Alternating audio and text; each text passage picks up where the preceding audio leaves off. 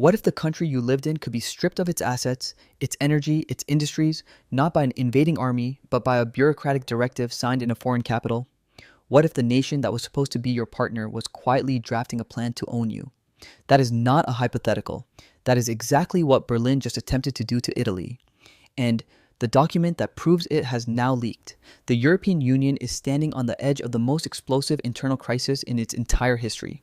Not because of a war, not because of a pandemic, but because of a plan so predatory, so calculated, so brutally surgical in its design that even Italy's political enemies are standing shoulder to shoulder with Meloni to fight it. A 72-hour ultimatum has been issued. The clock is running, and if Berlin does not blink, the Eurozone as you know it will not survive the week. There is a reason the German Chancellery did not publish this directive through official channels. There is a reason it was labeled internal, restricted, and circulated only among a tight circle of senior finance ministry officials in Berlin. Because when you read what it actually says, not the sanitized press release version, not the diplomatic language designed to obscure its true intent, what you find is not a recovery plan. What you find is a blueprint for economic occupation. The document is called the Industrial Synchronization Directive, and it has just become the most dangerous piece of paper in Europe. To understand why Rome erupted the moment this document surfaced, you have to understand what Friedrich Merz has been building since the moment he took power in May. Merz did not arrive in the Chancellery as a consensus builder. He arrived as a man on a mission. Germany's industrial base, the legendary engine that powered Europe's prosperity for decades, is bleeding. The automotive sector is in crisis. Volkswagen, BMW, and Mercedes, the holy trinity of German manufacturing, are hemorrhaging market share to Chinese electric vehicle producers and facing brutal competition from American subsidized industries turbocharged by the Inflation Reduction Act. German industrial output has contracted.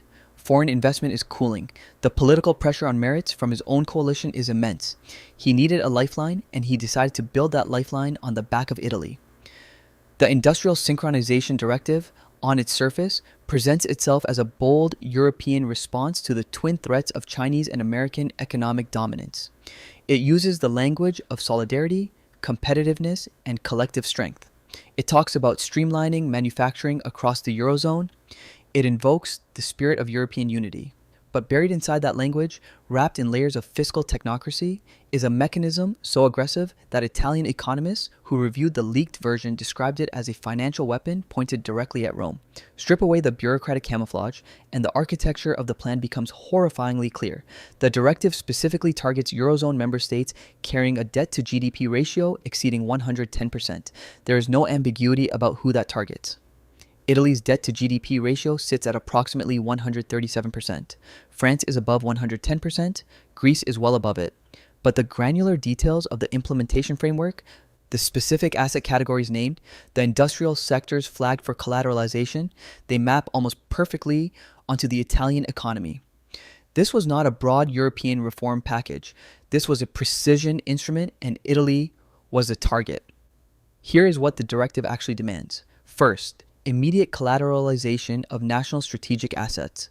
In plain language, Italy would be required to put up its state-controlled energy companies and defense contractors as collateral to back a new German-led Euro competitiveness fund.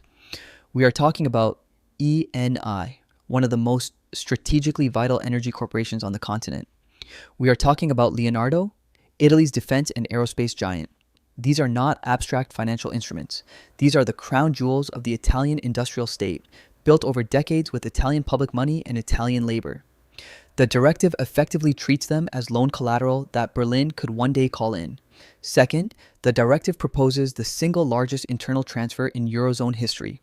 400 billion euros, not in loans, not in shared investment, but in direct liquidity transfer, would be redirected from the European Stability Mechanism into a fund specifically designed to subsidize the German automotive and heavy industry sectors. Read that again.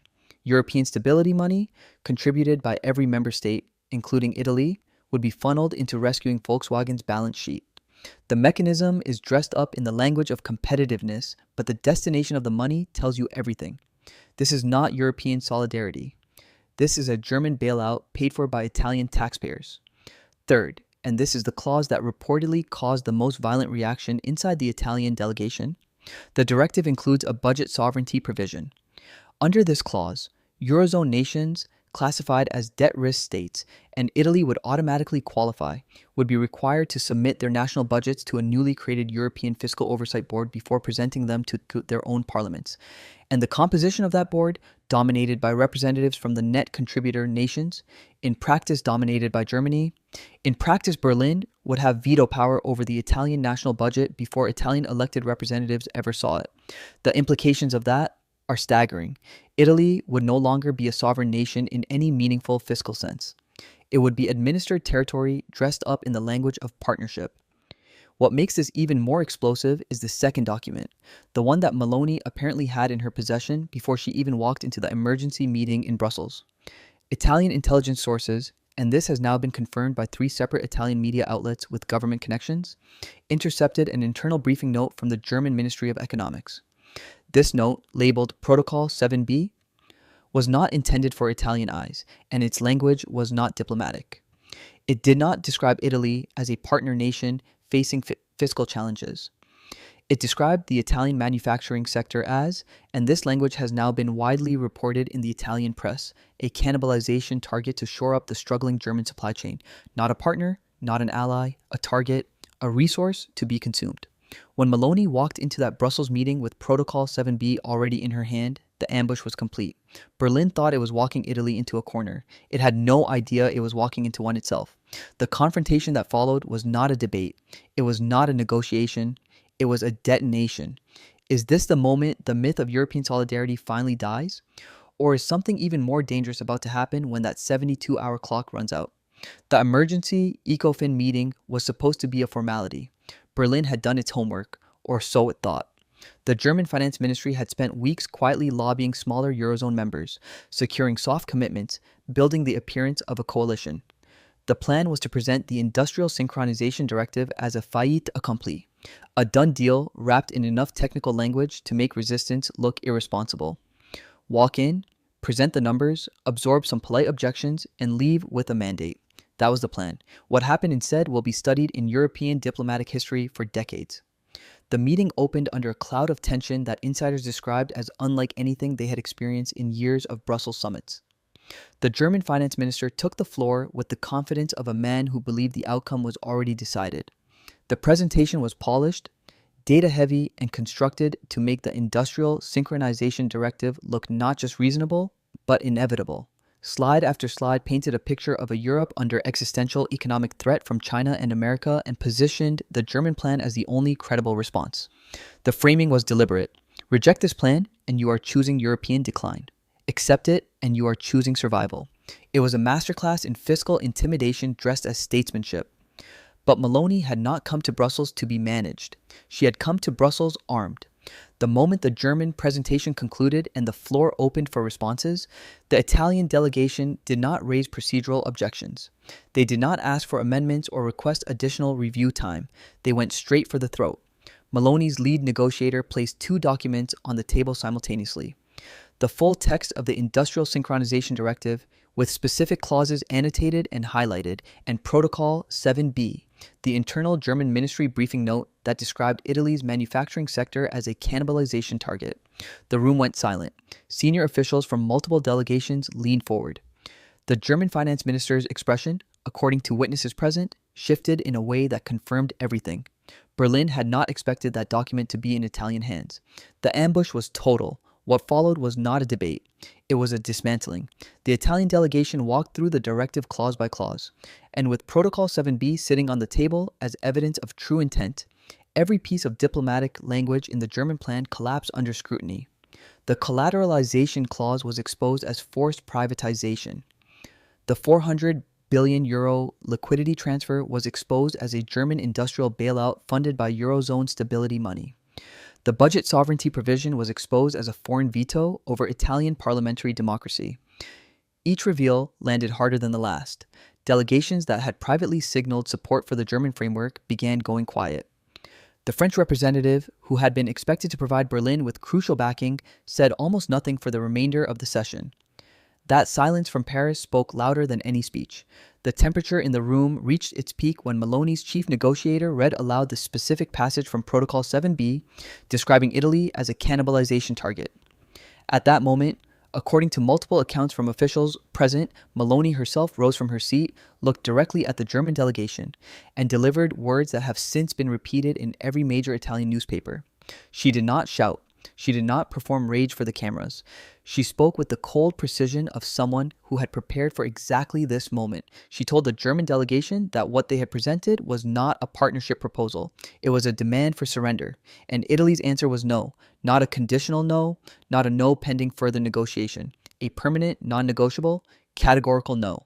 The immediate market reaction confirmed what everyone in that room already understood. This was not a routine diplomatic disagreement. Within minutes of the first reports leaking from inside the meeting, the Milan Stock Exchange dropped 3.4%. The spread between Italian government bonds and German bonds, the number that financial markets use as a real-time fear gauge for Eurozone stability, widened to 230 basis points. That is a level not seen since the sovereign debt crisis of 2011 and 2012. A period that nearly broke the Eurozone apart entirely. Traders were not reacting to speculation. They were reacting to the recognition that something fundamental had fractured inside the European architecture and that the fracture was not going to be quietly papered over with a late-night compromise communiqué. But Maloney did not stop at exposure. She did not walk out of Brussels and declare victory on television. She did something far more strategically dangerous. She filed a formal diplomatic ultimatum, not a letter of concern, not a request for dialogue, but a hard ultimatum with specific demands, specific consequences, and a specific deadline, 72 hours.